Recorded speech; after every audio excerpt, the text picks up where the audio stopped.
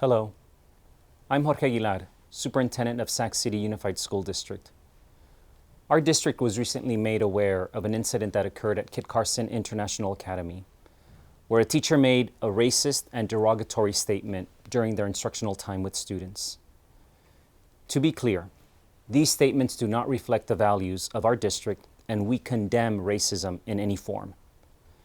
Any comment that a racial slur is somehow okay today is not a position that is shared by or will be tolerated by Sac City Unified.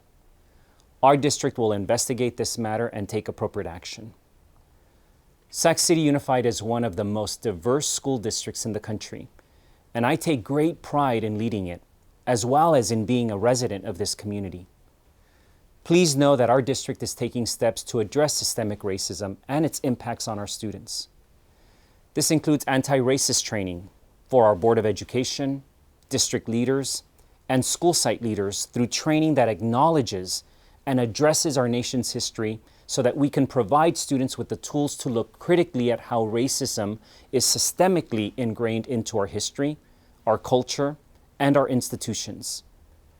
Our next goal is to extend this training to our classroom level, hopefully in August, as part of our professional development before the start of the school year. Of course, our work will not be complete without an understanding of both the contributions of and oppression of peoples of different faiths, gender orientations, abilities, languages, race, and ethnicity. This work includes a school renaming process that is currently underway to examine the namesakes of our schools and their roles in perpetuating systemic racism, including Kit Carson International Academy. Addressing racism requires honesty and a space for introspection and dialogue. If history makes some people uncomfortable, then so be it. If we must remind people that everyone is born equal, then let's do it. If some are surprised to learn that our institutions, Sac City Unified Schools included, have advantaged some and disadvantaged others, then let's be clear and do something to address why we've allowed this. After all, this is the purpose of education.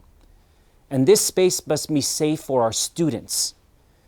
The incident that occurred at Kit Carson is deeply troubling, especially because our schools are meant to be safe havens for our students to learn and grow.